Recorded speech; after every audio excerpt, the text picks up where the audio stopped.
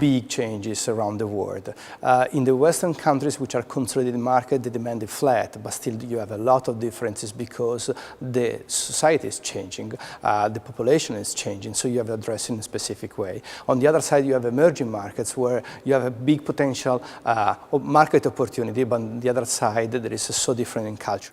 What do you think they need to do when it comes to, say, addressing markets that are developed, that are saturated? Let's talk about, say, just Europe, which is a fragmented market in itself. On this side, I think that as the demand is flat and as there is a big price competition, company has to address in a different strategic way. For instance, looking for segments that are still growing. I'm talking about the aging people, or I'm talking about the baby food, which is a growth opportunity. So the idea is to focus on segments, to be consistent in understanding which are the opportunity for them, and then to target different needs in a very specific way.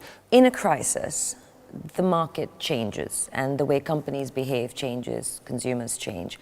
How do food and beverage companies in Italy or around the world adjust their strategies, their cost structures, in a crisis like this? There are different trends. First of all, there is a price reduction. Most of the companies are competing on price in order to face the crisis and the purchasing power of the families, I would say. On the other side, raw materials are growing in price, so they are struggling by this process. So you have to be very much cost efficient in one side, but on the other side, you have to find how to create value to the customer. For instance, changing portion. So they are reducing portion in some ways, so the quantity, not decreasing the quality, in another way, bringing more value to their brands in order to make the consumer that they are really something special for them. But when it comes to Italian companies, food and beverage companies, we know about Italian food, it's not the first name that pops into your mind when you're an international customer. It's true, but it's also because the Italian company focus very much on the product, on the quality of the product, and much less on the brand, the communication, the marketing.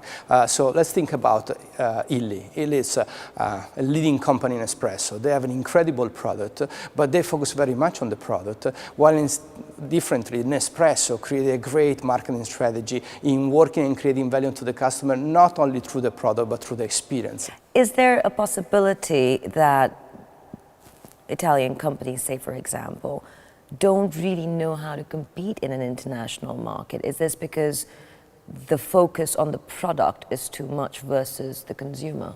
This is one point.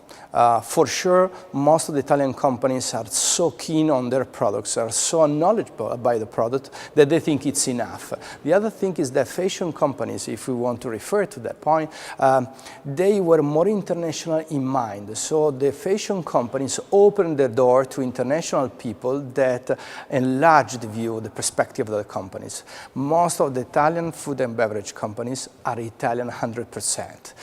So they are not able to understand the diversity in culture, the diversity in mental roots, in cultural maps, in heritage, and they believe it's enough to have a great product to be successful. Thank you very much.